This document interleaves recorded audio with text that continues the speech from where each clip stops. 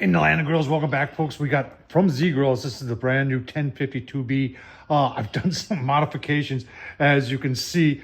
A lot of paint, really redone the bottom with bigger wheels and casters. Man, this thing is sweet, but it's missing one thing that I need to do yet, and I want to really upgrade the grease tray, the grease trap, or the grease pail over there, and put in one of those. But that's been updated. They've got a new model of these that's got a handle on it, and looks like it's a little bit more user friendly.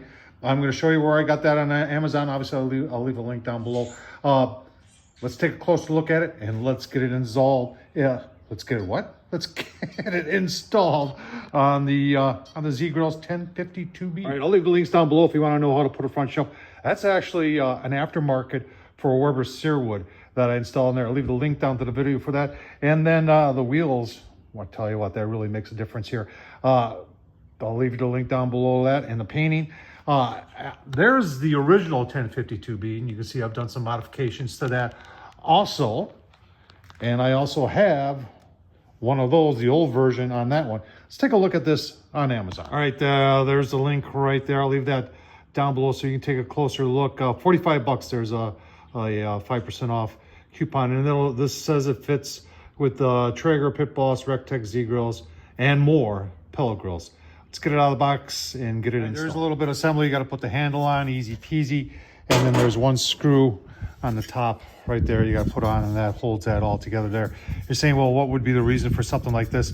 Well, if you store your grill outside, and I have one grill in the land of grills that gets stored outside, and it's an infrared grill. And last week in the night, I heard something going on back there. I didn't know what it was. I got up and I looked, and there was a raccoon trying to get to the grease. So this is, I'm not going to say that this is going to, stop a raccoon, because raccoons are pretty intelligent, but it'll keep your dog from getting in there, and a cat. And you can see how it positively locks in on the bottom, so it just can't easily slide in and out. So pretty simple. Now it does come with 12 of these.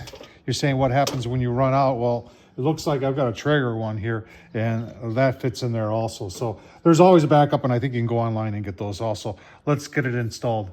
So here's the original, and there's no handle. And then if you want to take the whole assembly off, you got to have a screwdriver to do that. This one, they have now put in that. And this just goes up and over, and you get it locked in like that, and then just screw this down to tighten it up. And you are golden.